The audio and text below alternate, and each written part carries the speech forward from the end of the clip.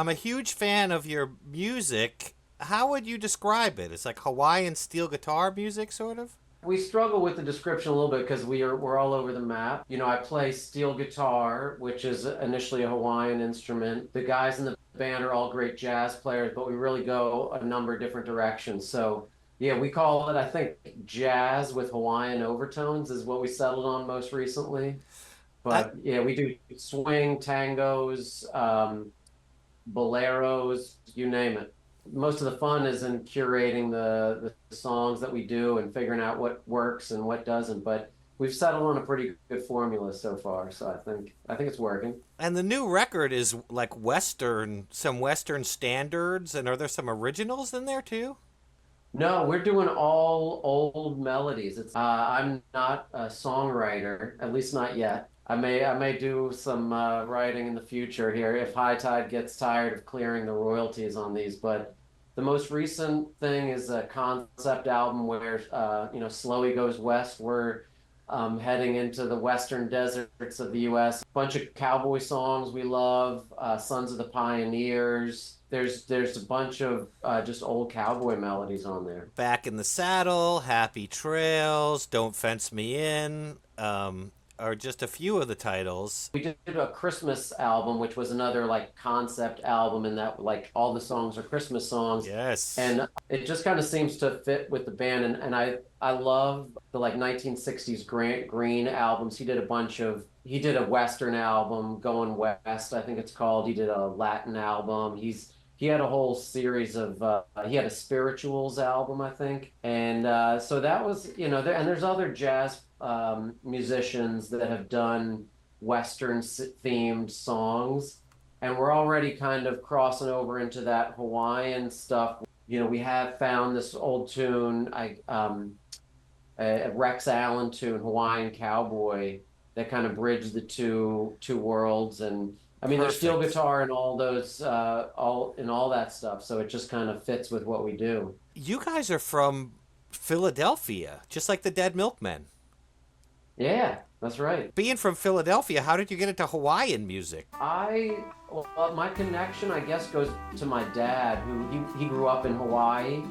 Wow. He was the son of a soil scientist, and my grandfather, George, worked for the military as a scientist, and they were stationed in Oahu for my dad's high school years. And so my dad went to high school on Oahu, took up surfing there, and I think that's where he initially found some Hawaiian music. But my parents were both really into old roots music and had a great record collection growing up, so they had all sorts of obscure Hawaiian stuff that I guess I was hearing growing up. And then I got into playing pedal steel in my late 20s. Kind of, the pedal steel is a later invention. It came around in the 1950s. And I kind of worked my way backwards from the pedal steel into the lap steel, and just kind of, I still play pedals and lap steel and dobro as well, but the lap steel just fits the repertoire that we do. It's also super portable, which the pedal steel generally isn't. And so What's the difference between the two of those? so the pedal steel is, well, I'll show you here. Actually, maybe I can even show you my pedal steel. Um, the lap steel is basically just a board with strings strung across it, called lap steel because you play it on your lap Right. with a steel bar, or I use one of these space age polymer bars here. And you have But like a stand. You usually have that on a stand when you're playing. yeah, I like stand. When the band first started, I was sitting and playing for like the first, I don't know, most of the first 6, 7 years. I would sit at my console lap steel, no pedals at it, but it was just basically like a double neck lap steel on a tabletop. I started, there's some older country bands that would have standing steel players in it, Hawaiian steel players that would stand. I liked the feel of it, and it kind of allowed me more freedom of movement behind the steel. Getting up in the higher registers, I could go towards the right, and then Right. yeah, the stand really frees you up to move around, and leading the band too. I think it's kind of nice, a little bit more dynamic having somebody standing, and Yeah. Yeah, so I kind of settled on the standing steel. I don't know, maybe I've been doing it 5 years now, and you can't. That's the thing with the pedal steel, though. You can't stand because it's literally got bars coming down. Yeah, what do the pedals do? Is that like a pitch So the shifting pedals, pedal? yeah, exactly. The pedals came around in the 1950s, and you can see the bars going down to these foot pedals on the floor. Right. And then there's even, if you go up under it, there's knee levers that you use with your knees. It's a whole crazy contraption. It has a very distinctive sound that you'll hear. It became kind of the standard in country music in the 1960s. So a lot of guys that were top lap steel players in the 40s and 50s switched over to pedals because it was just a more marketable sound.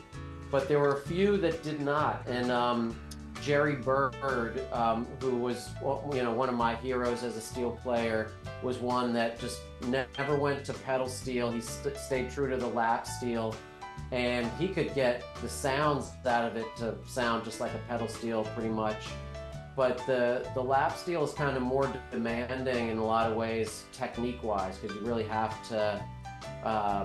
Whereas on a pedal steel, if you keep the bar straight and you hit a pedal, you're going to get what that interval is if you're tuned up. On the lap steel, you have to do slants and you have to really finesse it in a way that I find more kind of evocative, and it really is a different thing. And also, the pedal steel pickups generally are wound differently. It's like a more modern sound. This guy out on the West Coast, Todd Kleinsmith, he's a great instrument maker, and he makes these instruments. The one that I play for the most part, well, all the guitars I play with Slowey and The Boats are Kleinsmiths, but he really makes these guitars in the old school way, where he even bought like all the old Bigsby stock. So his instruments were really like based around Bigsby guitars. Wow. And yeah, no, I just love that sound, and I love playing his instruments. You guys just got back from the Florida Tiki Convention. The Hookie Low. So are you into Tiki Drinks and Tiki culture and stuff? Oh yeah. Yeah, we are on High Tide Recordings, and they are in that whole world of surf and lounge exotica. Oh yeah. And that's how I discovered you. I just sort of kind of made my way through their catalog and picked up Set Sail, which is absolutely sublime record. Yeah, fun fact, before we were on High Tide, when I first got the band together, I got the guys together in the studio, and we did that album, and Vincent heard that, and that was actually like his impetus for starting the label initially. So really, you guys were the first band on High Tide? Other than his own band, Black Flamingos. Vincent's band. I didn't realize Black Flamingos was Vincent's band. Yeah, that Vincent plays drums with them. I had put together the album and the CD, and Vincent was like, man, he loved the band and he loved that album, and he basically created High Tide Recordings to get that album out. And then from there on, I mean, they have bands all over the world now, so we're small potatoes, but Magda and Vincent have done great things for us and for all these bands. It's really a great label, ballers. Like, check out High Tide Recordings. The Surfrajettes is one of their biggest acts, who I absolutely love. I saw them play live down here in Atlanta a couple weeks ago. And I'm going to see Messer Chups on Saturday night at the Earl in Atlanta. Oh, fantastic. We're hanging with him and the band down at the Hookie Low. Also, another one on High Tide to check out. One of my favorites from the Hookie Low is from Madrid, Spain, and they're called L'exoticos, and they blew me away. They were fantastic. An amazing marimba player, Maria. They had theremin, and percussion was fantastic. Guitar player, I mean, it's a quartet, and they're all amazing. The stage was right on the pool, and everybody's just drinking cocktails and hanging out, swimming around. It was great. All right, what are the guys from Messer Chups like in real life? It's kind of a mystery. They're very mysterious. So Oleg is, I think, the gentleman's name that is the band leader, I guess, and then Guitarist. guitarist. As Um, Zabarella. yeah, Zombarella. No, we hung with them late night, and they have I think his name is Matteo on drums now, if I'm getting that right. Yeah. He's actually Italian. Um, yeah, no, they're a great hang. We played like the late night tent party set after the main stage both nights, and they came out and partied with us, and yeah, they really dug the band too. So that was fun to hang with them and Did, cut did, loose a little bit. did you ever see them in the sunlight? I have seen them in the sunlight. Okay, Yeah, they okay, did that's a not question. They're not disappear in the sun, vampires. but I Um, mean, I don't know. I'm not. They might have some sort of special sunscreen they put on there as definitely vampires. is a sort of mysterious vibe around them, which is great. There's almost no biographical information on that band online. Oh, really? Um, No, and they have a great act, or maybe it's not an act where Oleg is like turns to her and says, say hello to the humans," and she goes, "Hello, humans," but like totally in character, like she's yeah, no, they're pretty killer. that's cool.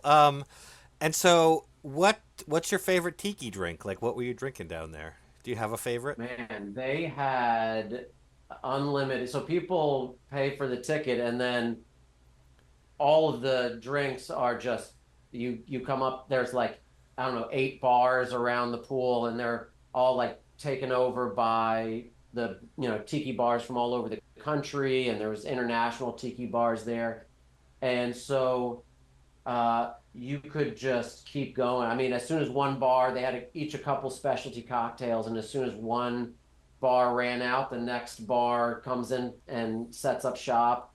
And then on Friday night, everybody's there's long lines as like their specialty cocktails in all the bungalows.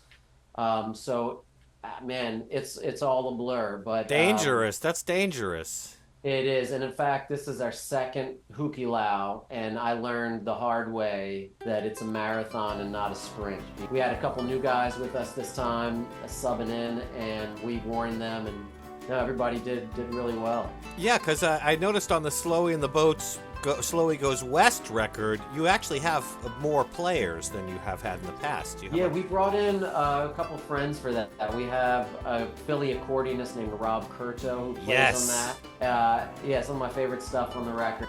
And we also have our friend Steve, and he's doing the singing on 3 of the tracks. So, Oh Steve, man, he really channels like a old cowboy vocalist from the 40s kind of vibe. he's an interesting cat, and yeah, he can kind of channel the old, but you don't hear people sing like that, and it's kind of this ineffable thing, this style, but he loves old country music, and we had him sing on, like we did, it's not even released, but we have probably an album's worth of stuff that's not released where he sang a bunch of like the Hawaiian and Marty Robbins repertoire, and so he sounds great on that stuff. And then these like back in the saddle, it's right in his wheelhouse. So were you guys gonna tour supporting Slowey Goes West? I guess you've already started. Yeah, we're doing some touring this summer in support of it. We're playing, we have a residency this time of year out at Longwood Gardens, which is this beautiful world-class botanical garden just kind of southwest of Philadelphia. And I'm starting to do some trio stuff as well. And so here in Philly on Sunday, we're playing a local cider house right down the road from my house with a trio. Man, that's nice. You get to go to these Yeah, beautiful locations. And of course, High Tide is doing like a summer festival right. in New Yeah, and then Jersey. that's the kind of end of summer festival for us. We'll be down in Asbury Park for their big high tide summer holiday. So It's so that's gonna be cool great. that there's all these bands now playing these classic styles and they're being highlighted. They're kind of coming more to the forefront. I don't know if it's just that I'm noticing it now, but it seems like there's a resurgence happening. Slowey from Slowey and The Boats, thanks so much for being on the Dennis Ball Show, man. Appreciate it. Absolutely. Yeah, thanks for having me and thanks for spreading the word. Peace out.